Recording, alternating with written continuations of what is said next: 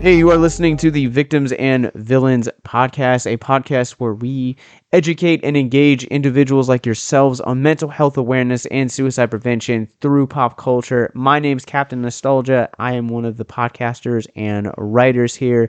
And just at the top of the episode, just to remind you guys, this episode is brought to you by Hard Talks and Hard Hats podcast. You have to watch this podcast, Fierce Literature and Ride the Omnibus podcast, all sponsors of our 2022 Horrific Hope Film Festival, all of which you guys can find links, including tickets, in the descriptions below. But today we're stepping back from pop culture, we're stepping back from superheroes and scary stuff to talk about something that's actually real and a little bit heavy.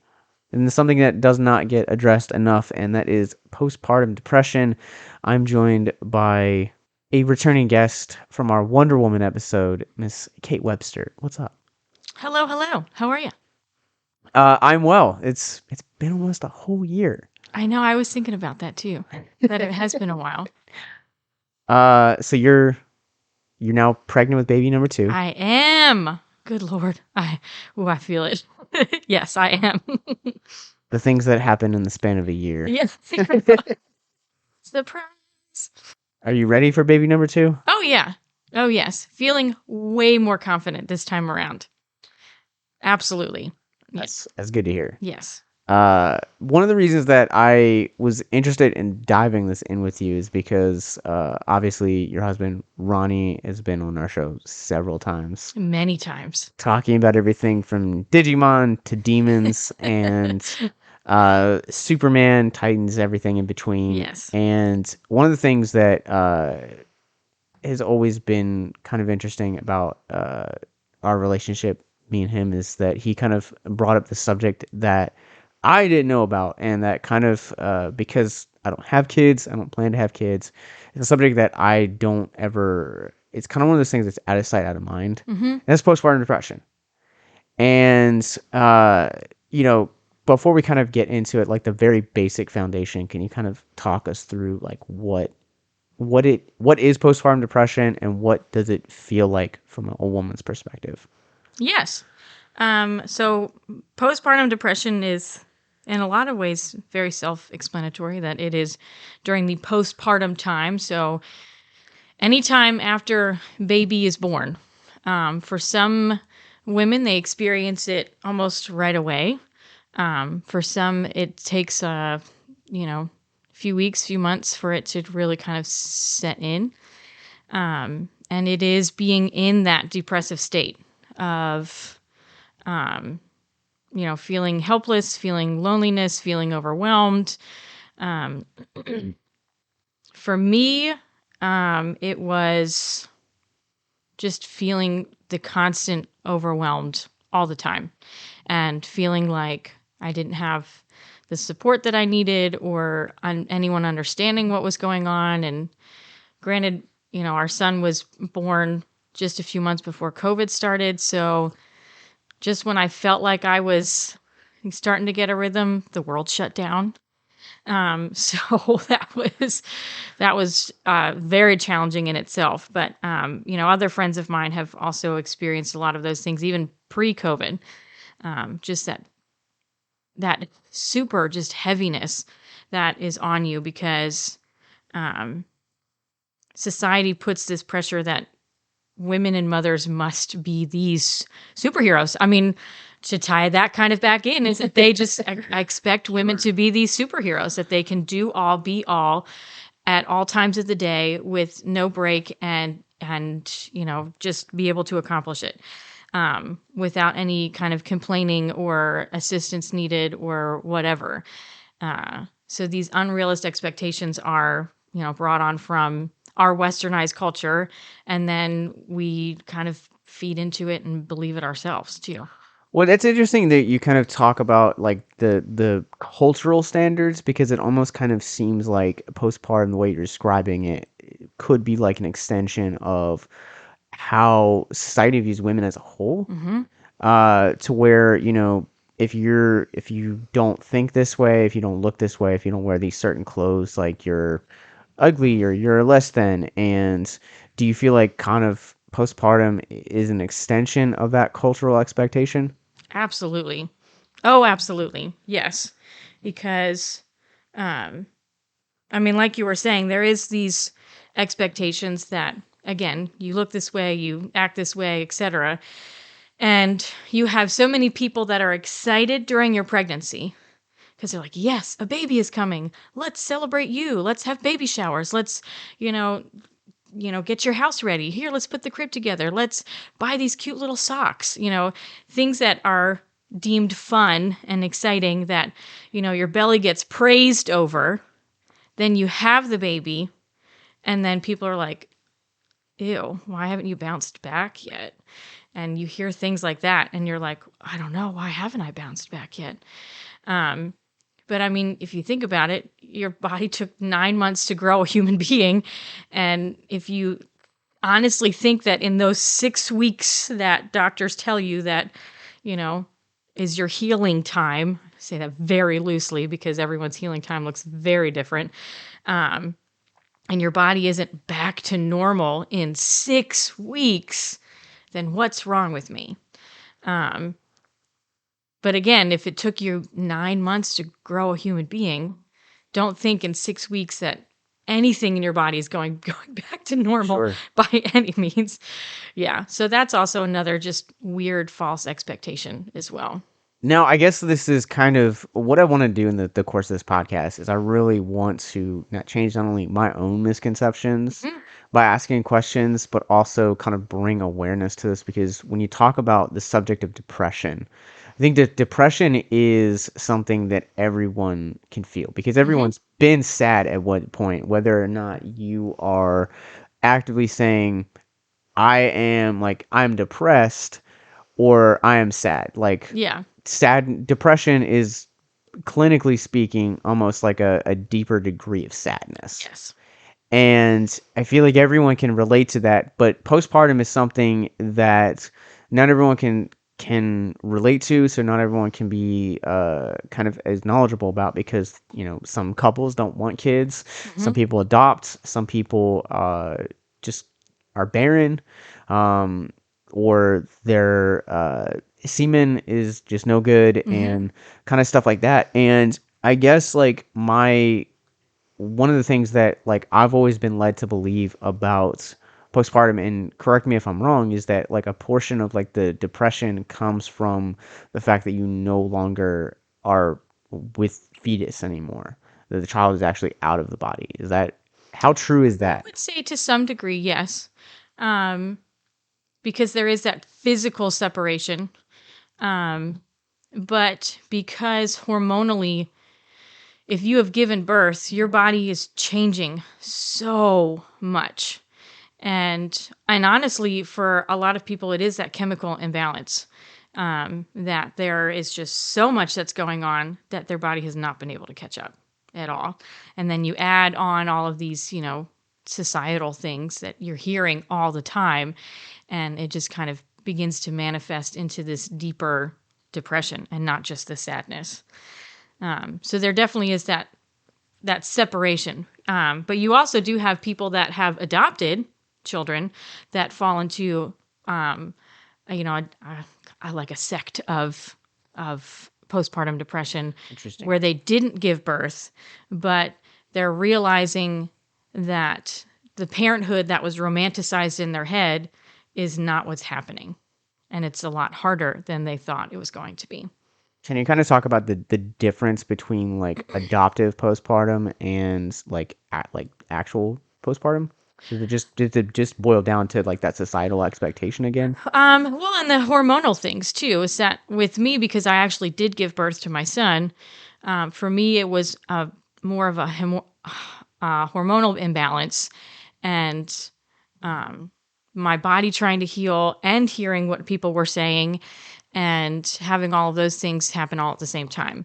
Now, a neighbor of mine who adopted her niece right at birth, went through her own postpartum depression, even though she did not give birth. Her sister did, and And it was because, again, she had romanticized what parenthood would look like in her head and realizing how really difficult it is to take care of a newborn. Um, and then having everybody, putting pressure on her for that kind of stuff. And then also wanting to even take care of her sister who was physically healing from giving birth. And for her, it was just very overwhelming, in that respect. So. Now, I guess like what is I guess this might be like a little bit of a stupid question, but like what is like the hormonal change like while you are pregnant and then after you give birth? Because you keep talking about that hormonal imbalance after the child has been born. I'm kind of wondering if you can kind of talk about like what a woman feels like before giving birth, while she's the 9 months while she's developing the fetus, and then after she's given birth. Yeah. So a lot of women experience pregnancy very differently. Even the same woman can experience pregnancy differently for each child. I mean, for me, it's also been different between my first and now second, where, I mean, you can talk about the very stereotypical like symptoms of pregnancy where, a lot of people during their first trimester end up feeling very nauseous and can't hold anything down kind of thing. The excessive tiredness. I mean, your body is literally growing all of the time. And even just the expansion of your womb, which happens first before baby even gets big enough to fill it up. Second trimester, most people love, where they're like, this is where I can coast and just relax for a while. Most people really enjoy the second trimester. And then the third trimester, because now you have gotten to the point of like, okay, my womb is expanding as much as it can. Now baby's growing into that. And now they're kicking and they're moving and they're rolling and they found my ribs and they found my bladder and and now I'm uncomfortable and I can't sleep and I am exhausted before baby even gets here. And just trying to do normal activity that you would be able to do before, pregnancy, like picking something up off the floor is so much easier when you are not pregnant than when you are 9 months pregnant, like I am right now. I'm at the point where if it drops on the floor, that is where it lives because I am not going to put forth the effort to try and get it anymore. That's fair. Because that becomes an exercise in itself. So you have all of these things that are physically happening to you. And some women have amazing pregnancies and it's super easy. They aren't, feeling stressed. They don't need to go to extra doctors for different visits and whatnot. And then some are just way more challenging than others. I mean, I've had friends that were nauseous their entire pregnancy. So for 9 months straight, they were throwing up almost every day. Jeez. And that is exhausting in itself. But two, it's also kind of scary because you're supposed to be gaining weight and yet you're constantly throwing it all up. So those are some of those things that are happening in your body during pregnancy. That can be, I mean, some of it can just be very overwhelming, especially if you're not getting sleep and you're like, oh man, now I'm also really not going to get sleep when a newborn is here. What am I doing? So, Yeah. And so like you talked about I have some statistics pulled up here and this comes from the Illinois Department of Public Health that says it's actually a mild depression is common to many new mothers, approximately 50% that occurs immediately right after birth. And you talk about like pregnancies being different. Is it possible for a woman to encounter pregnancies and bounce back, be completely fine, and actually not go through postpartum? oh, I believe that it's possible. I think a lot of it has to do with who is your village, Mm. which is what I am so passionate about doing, is making sure that women feel supported before baby even gets here, so that when baby is here, they know who to lean on. So that if they do start feeling those different things, that they know that they have someone to be able to talk to about it and be vulnerable and have that kind of that open conversation. Because postpartum depression is something that is not often talked about, and a lot of people don't fully understand. And when you go to try and tell your, OBGYN, yeah, I don't think I'm feeling like myself. Some will give you great resources, and some will just kind of give you a pat on the back and say, well, it's kind of part of life. And it shouldn't have to be. No, that's one of the things that we've really been stressing over the last year is like the validity of a healthy community. Mm-hmm. Because I feel like, if we're going to accept and create safe spaces for others, you need to also be able to be prepared to experience the unexpected. Because a portion of when we do life together is life is so messy, Mm-hmm. and you need to kind of be able to troubleshoot, but also at the same time be able to kind of BS your way through whatever life throws your way. Yeah. Um, and I think that, because there's such a defining ignorance when it comes to postpartum depression, it's important to have conversations like these. Mm-hmm. Especially if what we're seeing is accurate. What the Illinois Department of Public Health is saying is that, up to 50% of women, new mothers, can feel it. And would you say that, like, in your own experience, or maybe you don't know, like, is there can postpartum have the ability to repeat itself from one child to another? I believe so. I believe that it's possible. Again, thinking about some people just have naturally just kind of have those chemical imbalances that just happen as your body changes. And then again, with depending on who your village is, if you were not supported in your first pregnancy and in your postpartum time period, and then you still don't have people supporting you and trying to get through another one, that's challenging. I have been in contact with this woman recently who actually has just had her fifth child, and has been experiencing it with this fifth child. And I met her very late in her pregnancy, but have been able to just try to keep in contact with her, just to let her know that if she needs anything or wants to talk about anything. And that in itself can be challenging too, because if you don't have the trust with somebody to want to share anything, there's always that hesitancy. So I know with her and I, because like I said, I met her very late in her pregnancy, she has had a bit of a hesitancy. But when it has come down to it, and we've been able to, talk about things, or I can say, hey, I've got a bag of diapers for you. It's that feeling of, oh wow, okay, cool. I think I'm all right now. Yeah. But yeah, even with her fifth, she has felt this.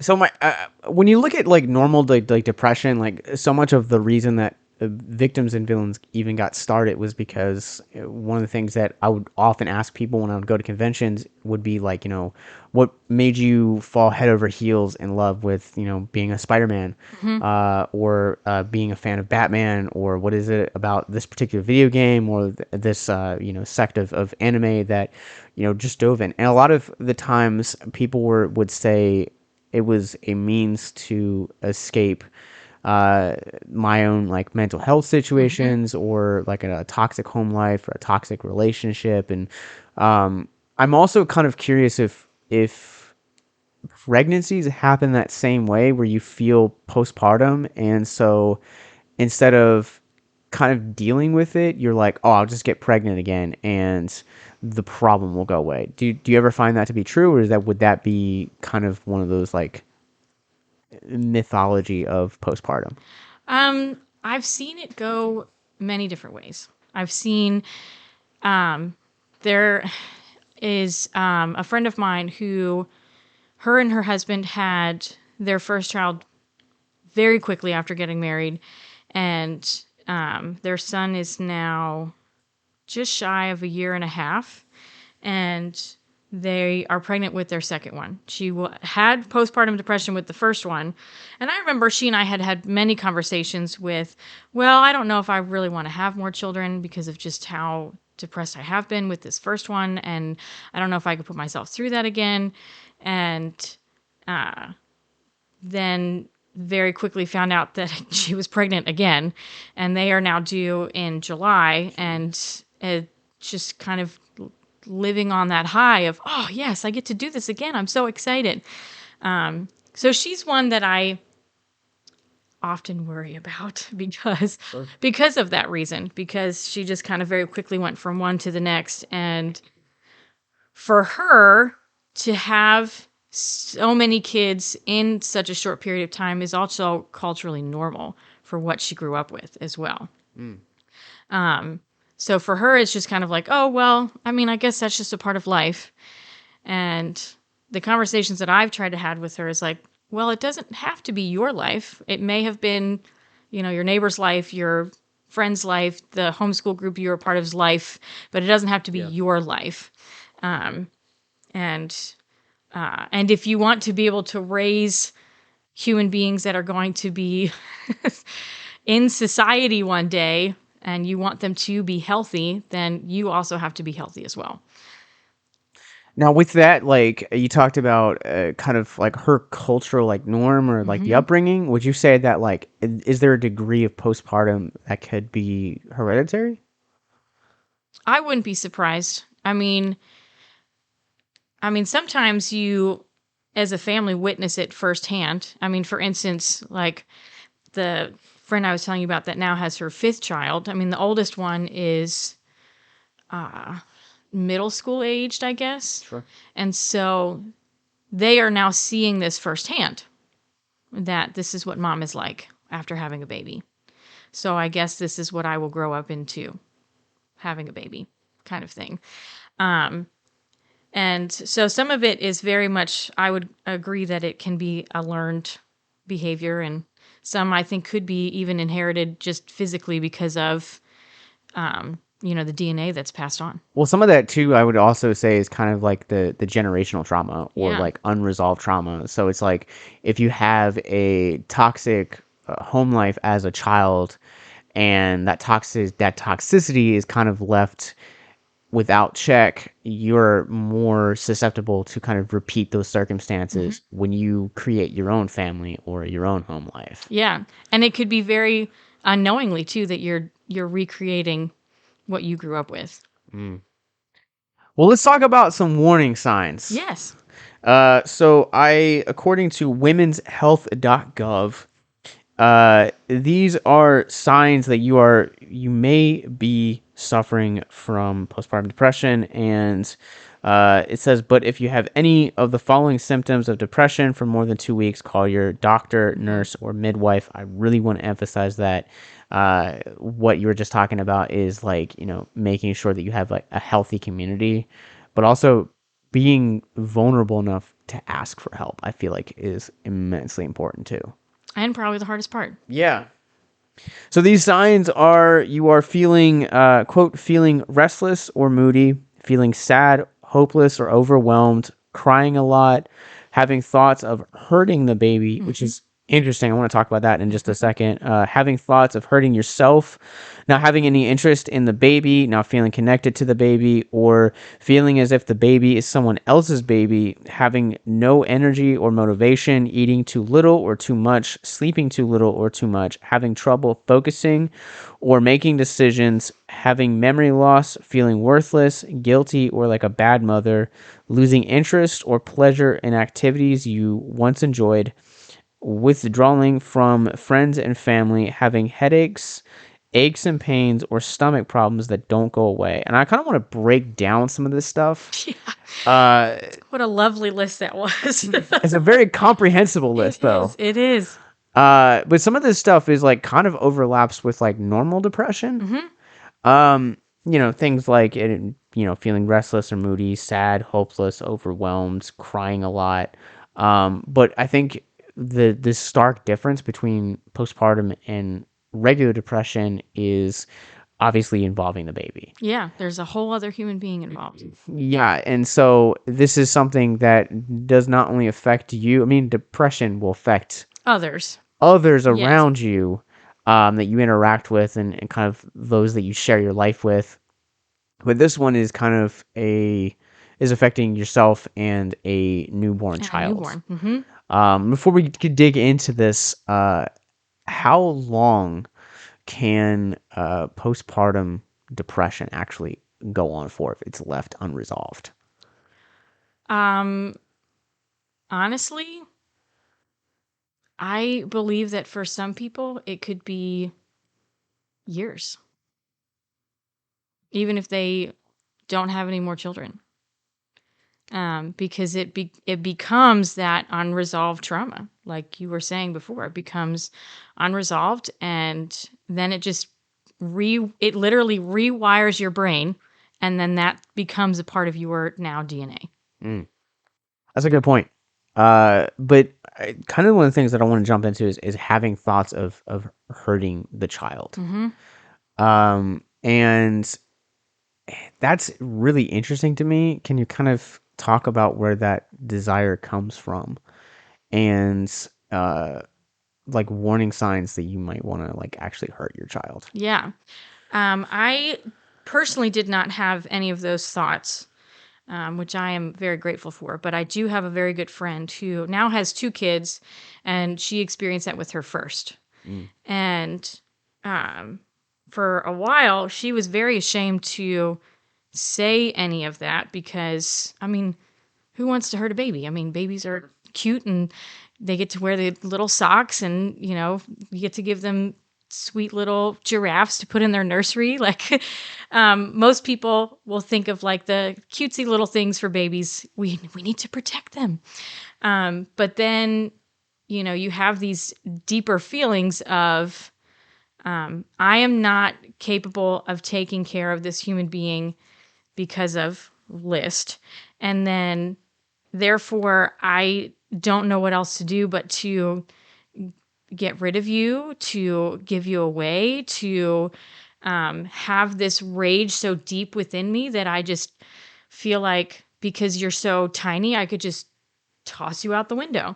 And for her to be able to admit that kind of stuff was a really big deal. So I'm very proud of her for being able to work through all of that. And she is doing so much better now. And her 2 little ones are thriving and they're precious and I love them.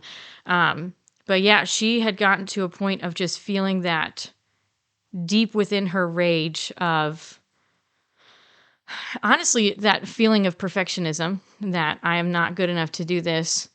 I can't even look at you anymore. I need to do something or walk away or something.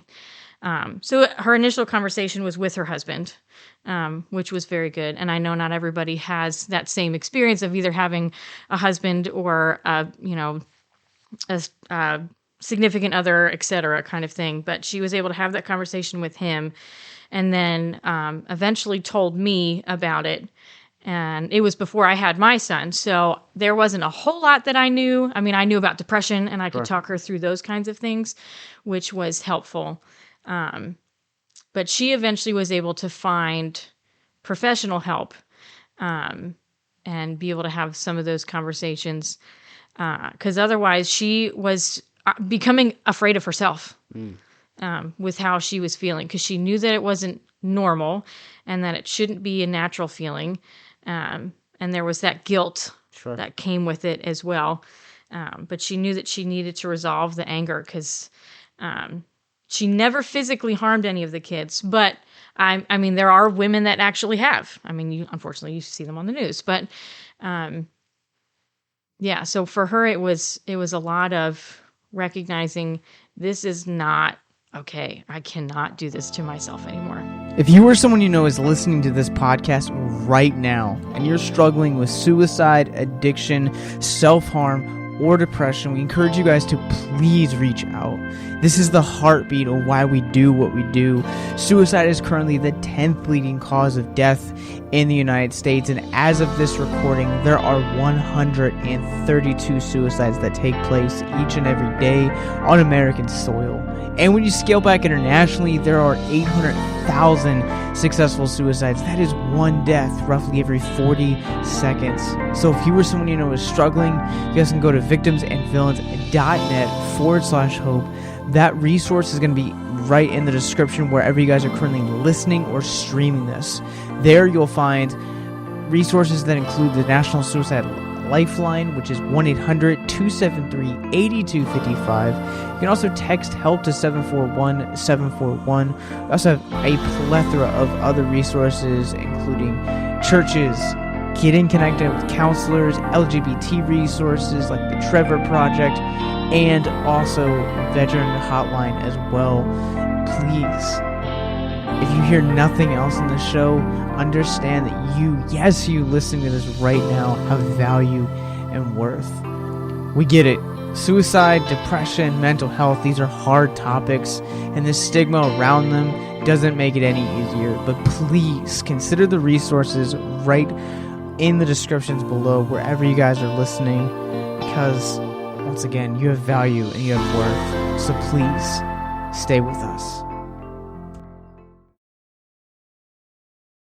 And also with you mentioned kind of like that perfectionism pursuit.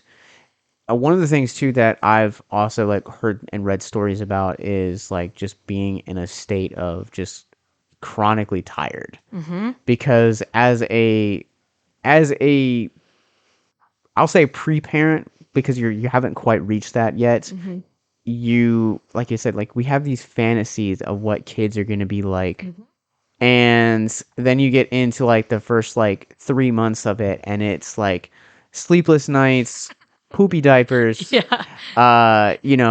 being terrified that your kid's gonna hurt him or herself on every sharp edge and open outlet, and it's like a real culture shock. Yeah. And I'm kind of wondering, how much of like that tired state affects postpartum, but also specifically wanting to hurt a child? Yeah. I mean, being tired is normal. Sure. When you have a newborn, because they do need more attention and creating those connections more frequently than, an adult would. Like, I mean, you and I could not talk to each other for a week and we're still friends. Yeah. You can't do that with a newborn. Are we though? Like, but because a newborn does have, those needs that need to be met and need to be met in the moment, you're going to be tired. That is just normal. It happens. You're awake every, 2 to 3 hours throughout the night. Yep. Heaven forbid the baby's cluster feeding and needs to eat every hour. That happens too. But it's deeper than that. When you start, going into this depressive state, it is not only am I tired because of all of that, I am now restless and cannot sleep. And sometimes it's the worry of, oh my gosh, am I going to wake up when baby needs me? Or am I going to sleep through the whole thing and then the baby dies? I know I had some of those very extreme, very melodramatic thoughts of, oh my gosh, he's going to die because now I'm resting. So now I can't rest. Now I just need to be awake all the time.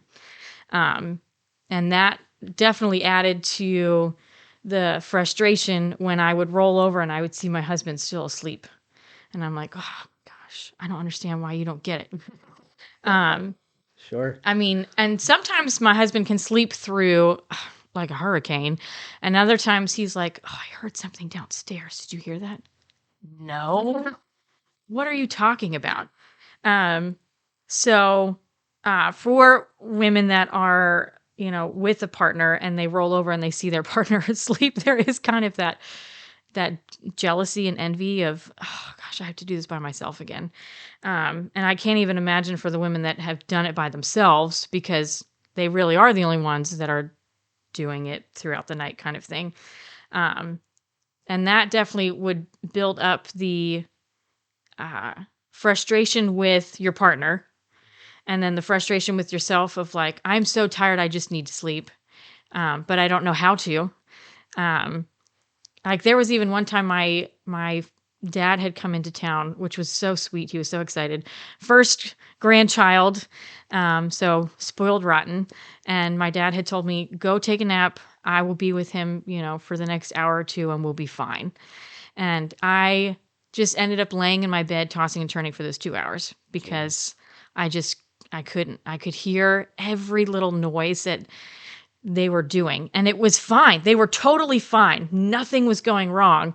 But because I had built up that, anxiety in myself for so long, and that restlessness for so long, it was like, oh, I can't even enjoy what has been given to me right now. So I know for some, when you are experiencing things like that, that bitterness and that rage and that, even jealousy towards other people definitely comes out. And it's like, well, who do I blame? Yeah. Well, it all happened because I had a child. You mentioned like single mothers or one parent homes. Mm-hmm. How would you say that, like, statistically speaking, is it possible for these kind of like hateful or darker, more violent tendencies towards the child, are they more likely to occur in those kind of homes, or no? I would say not necessarily. I mean, I do believe that it does go back to who is your village, because there are some single parent homes that I know that are thriving because they have all of these other people that are surrounding them that would do the night shift with them, or would be able to babysit, or be able to take some of the older kids kind of thing. And just making sure that mom really is okay. And so I have known single parent homes that are just amazing. They're absolutely amazing. But then I also know on the complete opposite side of that, you have the single parent home that feels like they are drowning all the time, because they have not gotten the support that they have wanted or needed. And everything does fall on them. Sure. Jumping back into the statistics here, or the warning signs rather, not having any interest in the baby, not feeling connected to the baby, or feeling as if your baby is someone else's baby. Mm-hmm.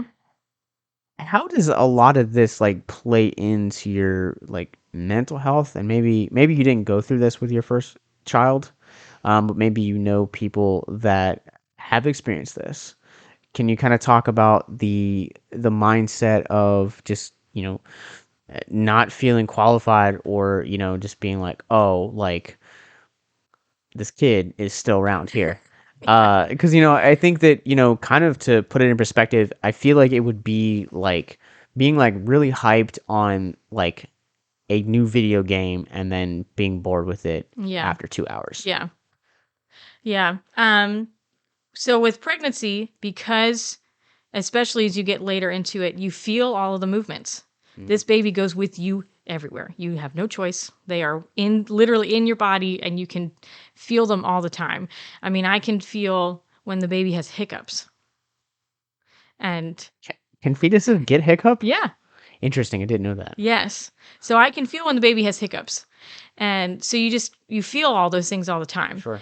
To then go from that to within a few hours, being separated, quite literally separated, it is kind of a weird feeling where, you have this thing growing inside of you for so long, to have within a few hours, it's not inside of you anymore, to, all right, now we are now two separate beings.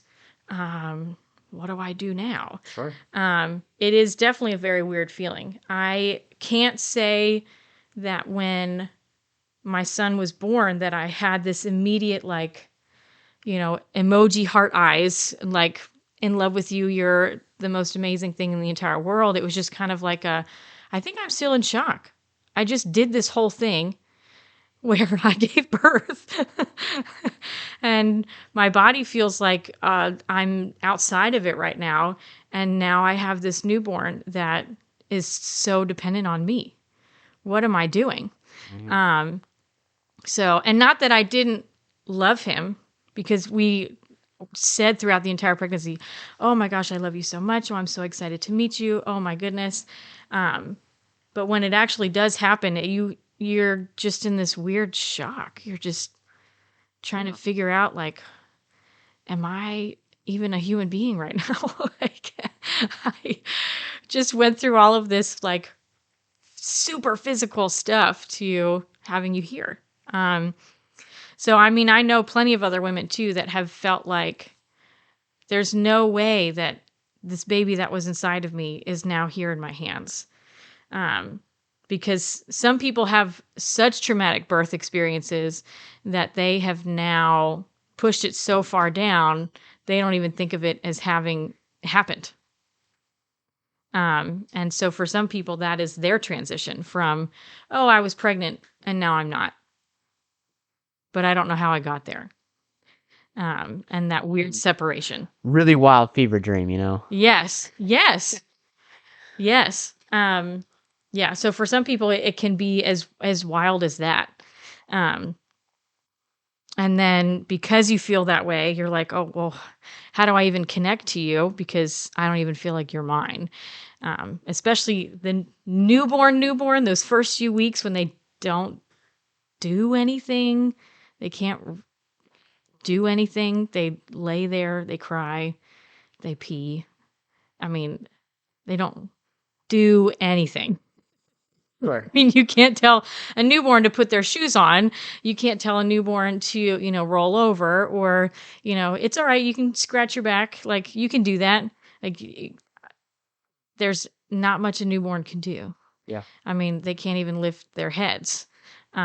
A lot of them still like to sleep in that fetal position because that's where they've been for so long.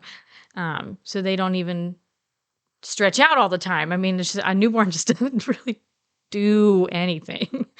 And it's not for a few more months that you're kind of like, oh, okay, I'm now watching you develop and do these things. And you're more like a human being, or my expectation of a human being, than you were when you first came out. That's why you have so many people that are like, oh, it's an alien when it first comes out. It's such a foreign creature to us. Yeah. To have something so helpless like a newborn. It's interesting to hear you kind of talk about the like out of body experience you had with your first pregnancy, because I've never kind of heard anyone quite put it that way. Like my sister gave birth about a year ago. It's coming up on just a little bit of shy of a year, and she talked about it just being like the worst pain that she's like ever been in. And like she loves my nephew to death, but like she was just like, it was just really intense, and it just kind of feels like someone is just constantly like I think she put it in like terms of like tattooing like the like most sensitive part of your body just on repeat for 12 to 16 hours. Yeah. I mean, and everybody's labor experience is different too. Sure. There are some women that I know that gosh, they have said, oh yeah, like I felt kind of crampy and then pushed like 3 times and baby was out. And I'm like, dang, how do you have that kind of magic? Tell me everything. Let me in on your secrets, please. But then I also know women that, I mean, my mom, for instance, with me in particular, having had my older sister first and having that be an emergency C-section, my sister was prematurely born, to 4.5 years later, my mom pushing for several hours to find out that I got stuck in the birth canal to actually end up having another emergency C-section. And just kind of the trauma that went along with that and not being ready for that, and just kind of feeling stuck. And then for me, I mean, my labor lasted for several days. Because we, So sorry. you know, well, I mean, we had found out that my son was actually sunny side up, and we could have progressed through that, but that would have been terrible. It's not recommended at all. So having the doctors actually have to flip him and then give birth, that was something I was also not ready for. And you also just don't know what you don't know. Yeah. I mean, you hear all of these different stories of, oh yeah, my birth was amazing. Oh yeah, my birth was terrible. Oh, I never want to do it again. Or I feel more confident next time around. Is always interesting to hear all that kind of stuff. So everyone's experience is different. Again, even the same woman, different children. Yeah. I know that this experience with my next will also be different than it was with my son. So I'm kind of excited for that because like I was telling you before, I do feel more confident in doing it this time around than I did the first time, because you don't know what you don't know, and there's a lot of the fear of the unknown that people will go into the situation of, oh man, I am 37 weeks pregnant and I can't turn back. This is it. This is going to happen anytime soon. Well, I'm really glad to kind of hear that your confidence level has boosted. But we talked a few minutes ago about the likelihood of postpartum actually being a hereditary thing. And one of the questions that womenshealth.gov begs the question of, are some women more at risk of postpartum depression? And the answer is yes. So these are the categories that they list for who is actually more at risk for postpartum. It says if you have a personal history of depression or bipolar, having family history of depression or bipolar, you do not have support from friends and family, as we've been saying. With the village, you were depressed during pregnancy, which is interesting. I actually didn't know that was a thing. Because every friend that I've ever had that's had children, like, they're so excited about being a parent. And how much of like being depressed during pregnancy comes from either the circumstances of the pregnancy or the family history of depression? Oh, I think both play a huge factor in that. Because I have a friend who is a single mom that her pregnancy was a surprise. Sure. It was not something that was planned or expected. And for her, it was one, her family had a history of depression already. She had been depressed throughout high school. And then having gotten into the relationship that she did, still in her depressive state, and then finding out that she was pregnant, just kind of continued to add on and add on and add on and add on. And then for her, when she finally did give birth, I mean, that just kind of just streamlined through. It was still a part of all of it.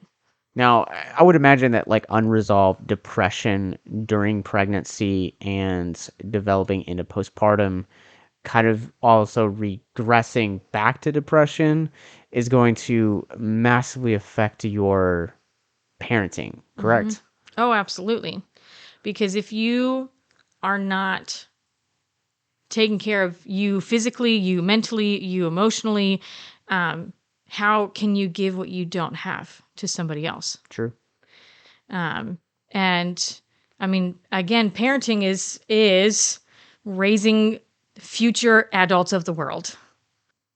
Way to tell it like it really is. I mean, that's what it is. At some point in my life, my son and this future child will not live with me and my husband anymore, and they will be out in society and they will have their own jobs and they will be responsible for their own things. And if I have not prepared them because I have not taken care of myself, then, oh my gosh, look at our future. And I mean, don't put too much pressure on yourself because you're going to mess up. That's just a part of our human nature. You're going to mess up. Yeah. But then again, that's also why we have other people around us to help bring those corrections when they're needed. Yeah, those, and that's why I really want to stress a healthy village or a community, because you want someone that can not only come alongside you, help carry the weight, but also at the same time, like you're saying, like, tell it how it is.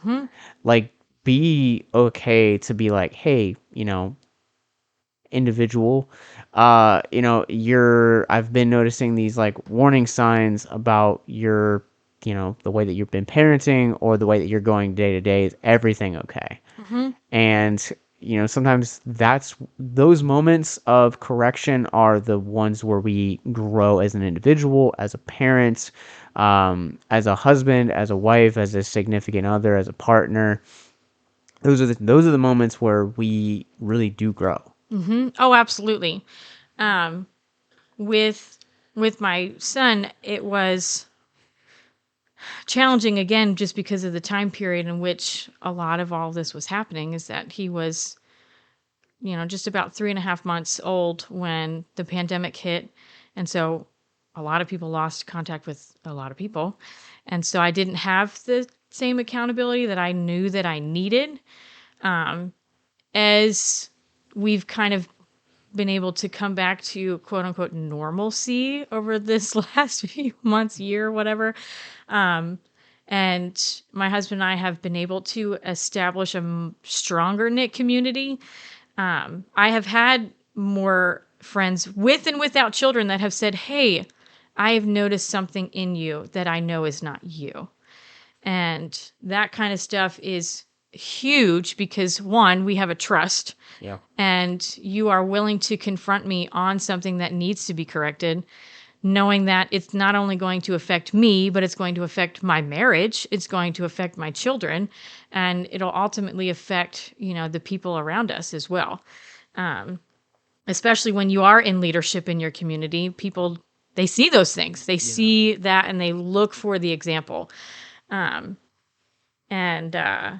I have absolutely loved that. That has definitely helped me to be a better person, a better wife, a better mom, when I can have that kind of accountability. Because, if you think about it, if you don't have it, then how can you fix what you don't know is broken? Yeah, exactly. As we've been saying, jumping back into the at-risk individuals for postpartum is also you've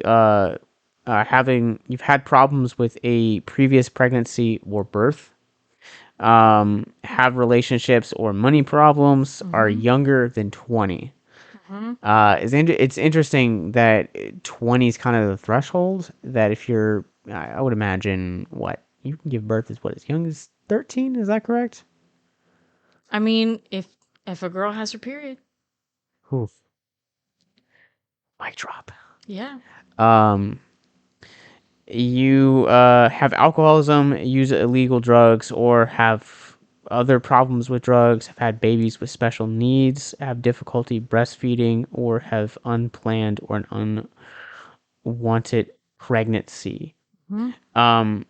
Now, specifically, one of the things that the individuals that are at risk here, one of the things that we haven't really kind of talked about, because, like, is postpartum something that can take place for someone that has either a stillborn or a miscarriage?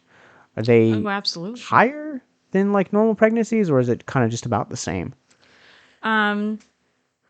I don't know if you would say it was higher or not. But for me, Ronnie and I actually did have a miscarriage early in our marriage, and I definitely was in a depressive state for a long time after that, because I felt like my body was designed to do something and it failed, and it was my fault that it happened. And honestly, miscarriages happen all the time for many different reasons, and some are just unexplainable. It just happens. But for me, there was no comfort in that. I just felt like I had failed and that it was my fault. So I know with my first full-term pregnancy, I was nervous all the time. If my son wasn't moving around, there was that automatic assumption of, oh my gosh, he's dead. And now I have to go to the doctor and they're going to have to remove him from my body.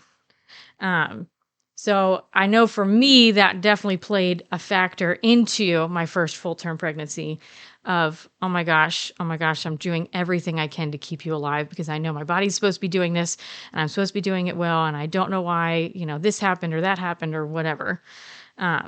So I do believe that postpartum depression happens with women that do experience miscarriage and don't have children right away or don't have children at all after that. Or even have to have, those emergency, quote unquote, births, Sure. that end up being a stillborn, or, baby doesn't thrive within the first few weeks and ends up passing away pretty early on. So I couldn't tell you if it's higher or lower, but it's definitely there for sure. 'Cause like I said, for me, I felt like my body failed me in doing what it was designed to do. How would you guys like to help us get mental health resources into schools, conventions, and other events? Well, now you can. Simply go to patreon.com/victims and villains for as little as $1 a month. You guys can help us get mental health resources into current and upcoming generations, educate and break down stigma surrounding mental health, suicide, and depression. And you get exclusive content that you can't get anywhere else. And you guys can tell us which Nicolas Cage movie you want us to cover, and we'll do it. All it takes to get started is to go to patreon.com/victims and villains, or simply click the link in the episode description wherever you guys are currently listening or streaming this episode. Pick your tier and get started today. Yes, it's that simple. So quickly select the tier that you want and help us get hope into the hands of the depressed and the suicidal today.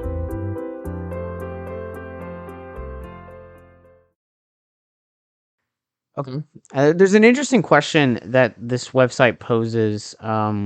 What is the difference being between what people call, quote, baby blues and postpartum? Mm-hmm. And it basically says many women have the baby blues in the days after childbirth. What would you classify as kind of being baby blues? Baby blues. The very typical, man, I'm tired. Sure. I don't get to sleep like I used to be able to sleep. That's normal. My body is physically recovering and I can't go run a marathon a few days after giving birth. Now I have to sit on the couch for a little while to Darn. to kind of, get myself back to healthy again. So, I think those are all very normal things that people go through. And trying to find yourself and your rhythm, I think that's very normal to go through because you go from being, whether you're married or not, from this individual to now, oh, I'm a parent now. So not only is a baby born, but a mother is born, a father is born. And now all of a sudden your roles have changed, your perspectives have changed, your priorities have changed. And I think that's all very normal to go through. But when you get into the depression part, I am just feeling overwhelmed all the time. I will never be good at this. And those very deep, dark thoughts that come with it, and then the actions that come with it, and the that hopelessness and just feeling stuck is where you can start to see the difference. Because, if it's just baby blues, you're just kind of like, okay, well, it sucks right now, but it won't be like this forever. I know that I can get out of this. And you have more of that hope, those positive expectations to overcome. And I mean, even people who are very greatly supported will feel those things because, again, that's just pretty normal. You brought a human being into the world. Yeah. Whereas your depression is going to last way longer than that and will feel way more intense than that. Now, would you say like baby blues are to postpartum depression what sadness is to just regular depression? Is it kind of just like a milder form of postpartum, or no? I mean, I guess you could probably say that. Yeah, I mean, I think I would agree to that. That sadness is a very normal thing. You could feel that all the time. I mean, you could be sad that you ran over a squirrel while you were driving. Rest in peace. No. But then tomorrow you may have forgotten about it. Sure. I'm not sad anymore. Just tired of this place. But would you say that like they're like if baby blues are kind of like if you don't have like any accountability around, it's like those baby blues can graduate into like full blown postpartum? I do believe that. Because I think for me, it initially started off as just the regular baby blues of, man, I'm just tired. Man, I don't get to do this anymore. Or, man, how are we going to figure this out? And I can remember, my husband and I trying to have these conversations of, okay, well, we can do this. We can do this. We can do this. We can do this. And then him having his own experience with postpartum depression for men, which is something that really nobody talks about, kind of turned into me feeling like, oh my gosh, how am I supposed to have hope for the both of us? I'm exhausted. There's no way that we can do this. And it just kind of went from there to then, the world ending and, all that crazy stuff to, okay, I don't have contact with anybody anymore. My family hasn't been here in years now. And, what are we doing? How are we getting anywhere? What are like all of these questions all the time? Yeah, postpartum depression in men, just kind of harkening on that for a few moments. I didn't even know that was a thing until he had messaged me and was like, hey, I need resources. This is what I'm going through. Mm-hmm. And I didn't even know it. And I'm going to link this in the show notes below. The National Library of Medicine did a great article on what postpartum depression in guys looks like. Mm-hmm. And I feel like that's a companion episode all on its own. Oh, yes. Just because I feel like a lot of what we've been talking about in this episode is kind of like a general overview.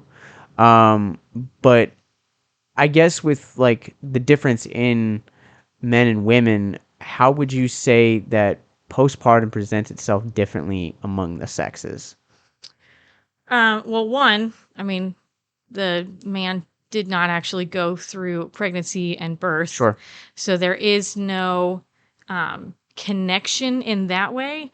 But the transition into fatherhood can be a very sensitive subject for a lot of men because some of them did not have a good example of what fatherhood even looked like. So now I'm in this new role and I want to do it well, but I don't know how to do it well because nobody showed me how to do it well. And so I know for my husband, it was very, very overwhelming with wanting to step into that role and step into it really well, but then also making sure that he's taking care of his wife and his child and feeling all of those family burdens all at the same time. I know was overwhelming for him. And he felt a lot of those frustrations and a lot of that anger and even perfectionism of wanting to do well and give his best all the time. Which, I mean, we want to be able to give our best all the time, but you're going to fall short on a... I think that's every parent. Yeah. Yeah. Because I remember like when your son was born and like me and him would talk it was, it was kind of like that check-in, like, how are you doing? How's your mental health? How's the postpartum kind of going and, developing. And that's a lot of the things that he was talking about was, feeling the need to be perfect, like making sure that everything's right, not just for your son, but also for you. And trying to like juggle that because again, like parenthood, the first 6 months is not just yourself adjusting to having a new component to your identity as an individual, but also at the same time how it's affecting you and your partner or spouse if you guys are living within the same household. And that was definitely something that he shared and talked a lot about with me. Yeah. And another thing too is that he felt useless. Because I mean, we were breastfeeding, and so that's my job. We would joke that, he had useless nipples. I mean, he couldn't do anything with them. You really can't. I mean, he loved being able to do skin-to-skin contact, and that was very sweet, but he felt very useless. He felt like, oh my gosh, I sleep through when he cries through the night. What am I doing? I should be up with you. Oh my gosh, I have to go back to work so soon after he's born, and now you're at home alone, and I can't help you during the day because I have to be at work. Or I, want to be able to help support you in your breastfeeding journey, which is a whole other subject in itself. But I can't because I'm not with you all the time, and I physically can't do anything. So there was even just that feeling of, well, I don't know if I have a purpose in all of this, and I feel like I can't even play with him because he doesn't do anything. So I know that for him too, he was also thinking about, okay, well, I guess one day we'll be able to play together, but as of right now, we're just here. Sure. We're just hanging out. I don't know what to do. And again, a lot of that also had to do with, I have to have a positive male figure to even know what a dad could look like. Yeah. So I think a companion episode is in order to Absolutely. kind of dive into that because I would love to I have lots of friends that are parents and fathers and kind of want to see, obviously, I think it's a different case-by-case basis as it is in postpartum depression.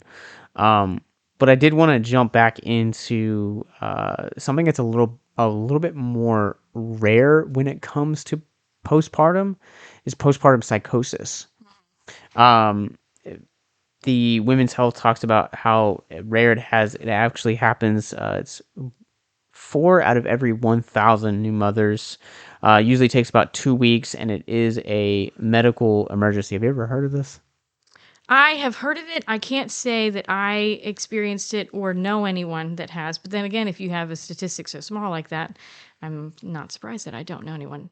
So it goes on to talk about women with bipolar disorder or another mental health medical condition called schizoaffective disorder have a higher rate of developing this postpartum psychosis. The symptoms include seeing or hearing things that aren't there, feeling confused most of the time, having rapid mood swings within the first several minutes, for example, crying hysterically, then laughing aloud, and followed by extreme sadness, trying to hurt yourself or your baby, paranoia, thinking that the others are focused on harming you, restlessness or aggression, and then behaving recklessly or in a way that is not normal for you. So is this like would you say this is more like an extreme heightened version of what postpartum is? You know what? I take that back. My cousin has bipolar disorder, and she had her son a few months after I did. And I can remember, so now I didn't think of it right away because we live so far apart from each other, but I do remember my aunt talking to my mom about some of the episodes that she had. I know a lot of people with all these different examples. But yeah, now that I think about it, because she has been, my cousin is an interesting person, but she has kind of been on and off of her medication over the years, where she's just kind of allowed her imbalances to just take over. And sometimes she is on her medication and she's fine.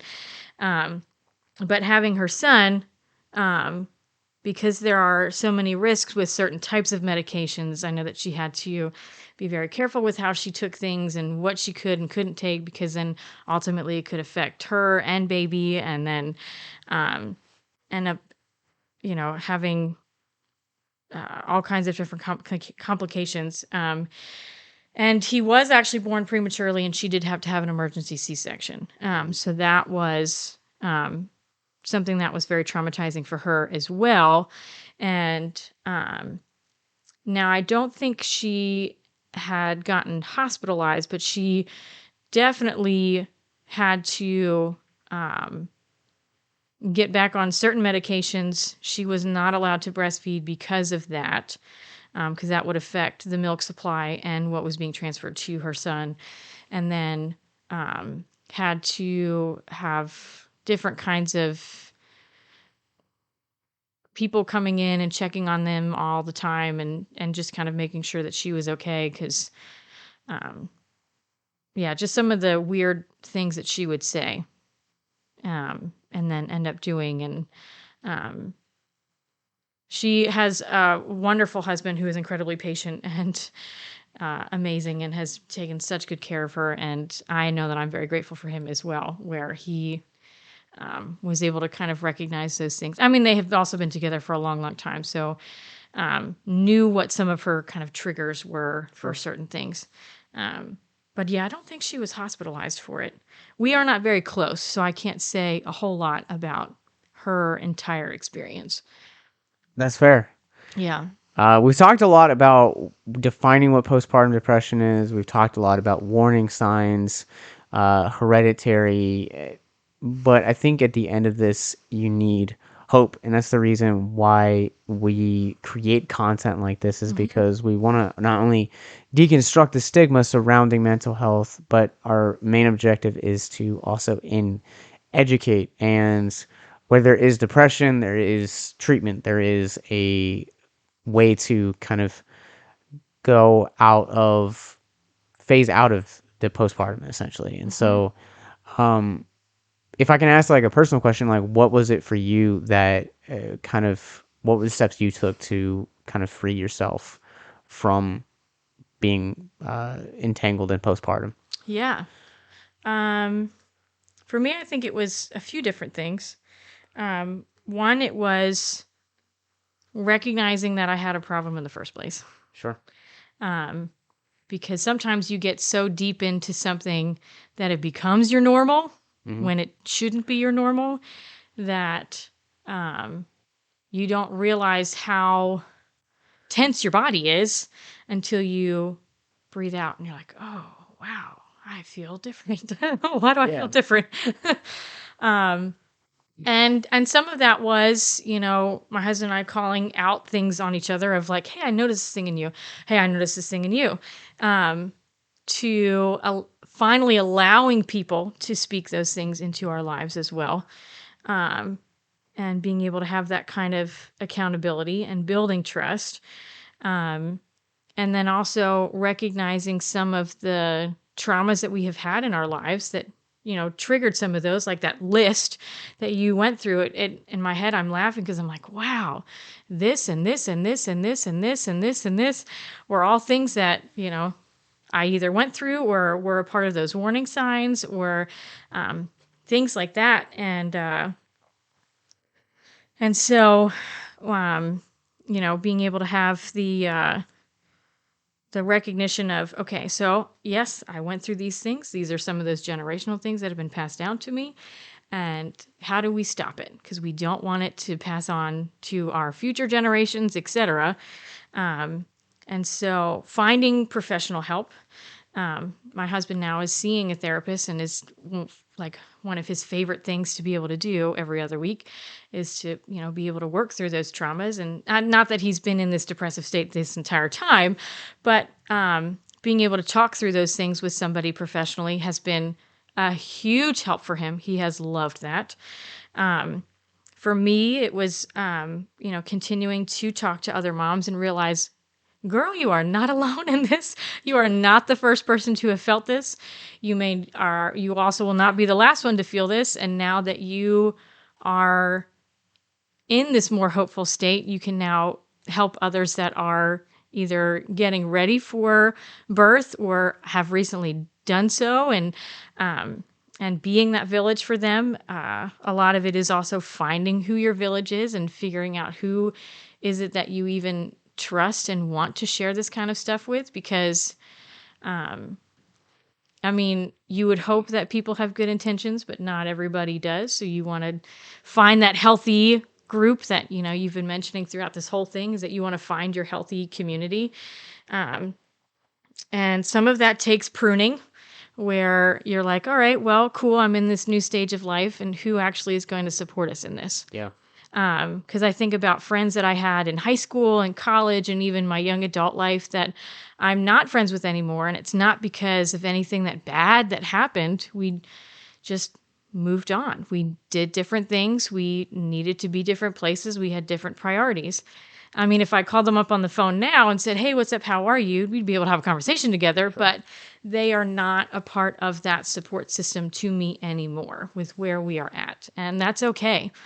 Sometimes that kind of hurts, but Well, too, they're like, it feels like sometimes like communities and friends are almost kind of like a tiered program.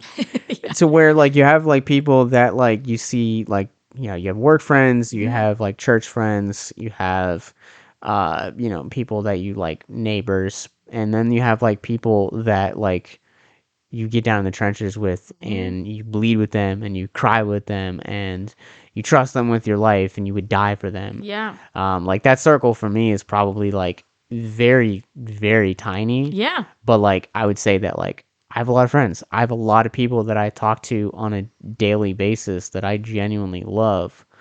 But that group of people that I'm willing to bleed with is probably something that I could count on one hand. Yeah. And I think that's normal too, especially as we get older. When you're in elementary school, you want to be friends with everybody. And it's a big deal when someone calls you a doo-doo head on the recess yard because I'm not your friend anymore, and your feelings are hurt for the rest of the week. But, as you get older and that maturity happens, you're just kind of like, okay, well, I don't have time for this. I've got other people that I know that are supporting me and are in my corner and are ready to go down in the trenches and get dirty and actually live life together. And that whole phrase, do life together, like people that are actually going to do life with you. Yeah, life is messy. Yeah. To say the least. So we talked about therapy. Obviously, professional help is always a big thing that we recommend.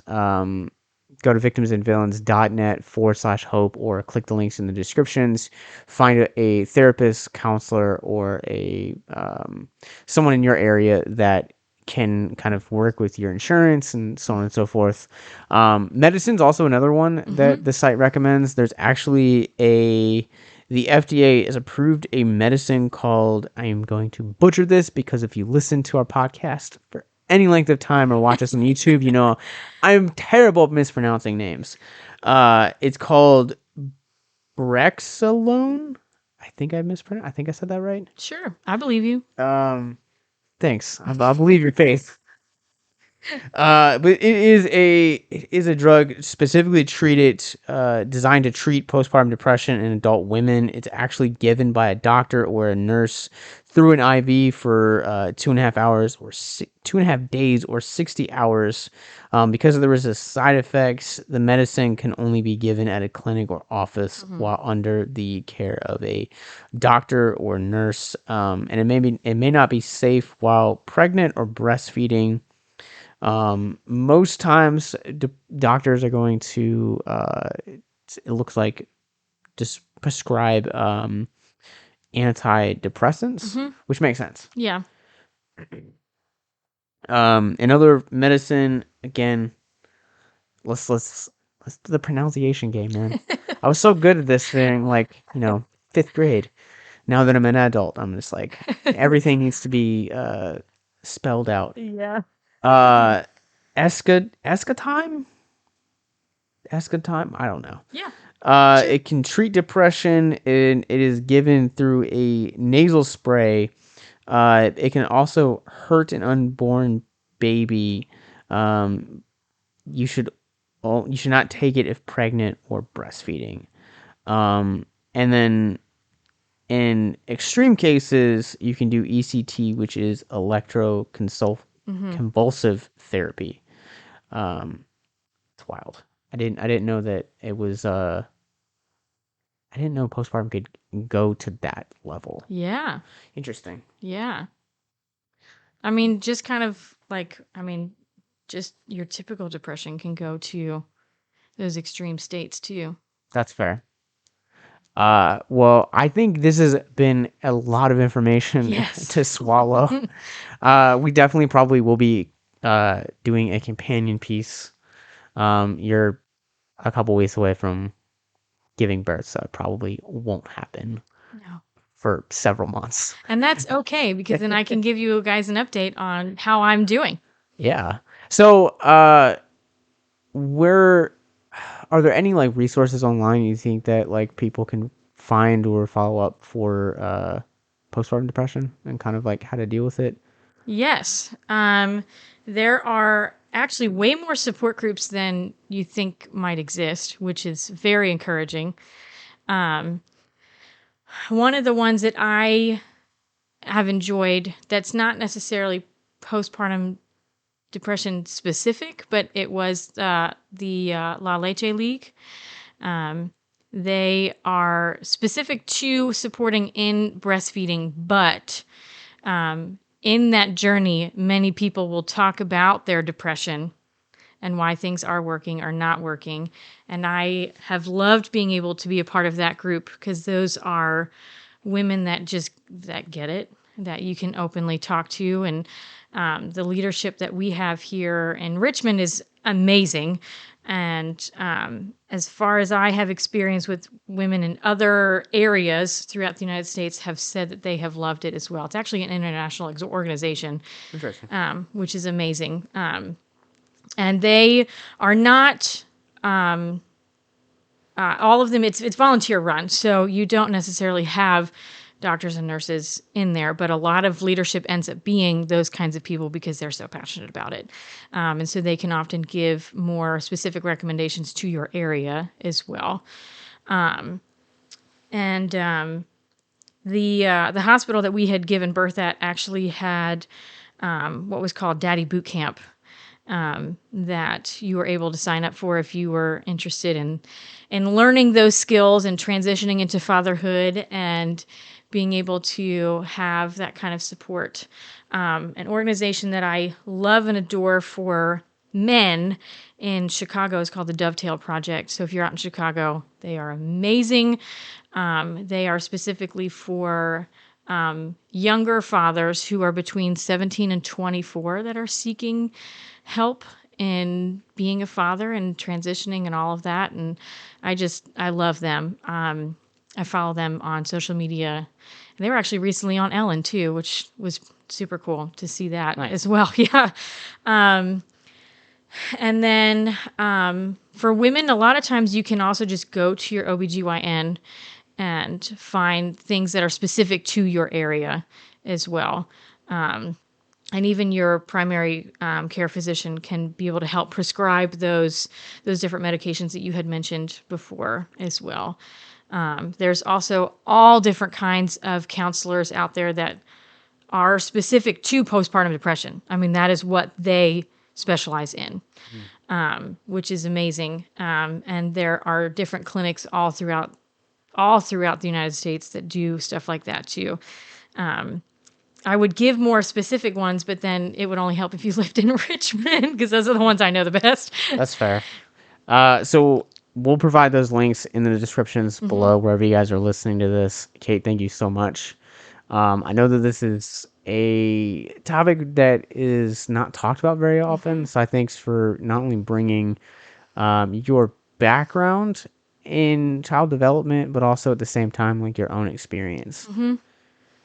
I'm very happy to do so. I mean, this is something that I've gotten more passionate over the years because of my own experience. I mean, it started with having been in education for as long as I have been in, and seeing things from a professional's point of view, to then having friends starting to have kids, to then me starting to have kids, and being able to have that full picture of everything. This is something that I definitely am very passionate about, and want to be able to make sure that people know that you are not alone. And I will gladly be your village with you, so that, you know, we can do this together. We can get in those trenches. We can get dirty. We can get messy. We can get through it. Yeah, absolutely. You guys go, well, all again, if you guys are, you or someone you know is going through postpartum depression, please click the links in the descriptions below, and understand that, as Kate just said, you're not alone. And that there are people out there, people in organizations that are willing to bring you through this and restore you. And so thank you so much. And until next time, remember, you're not alone.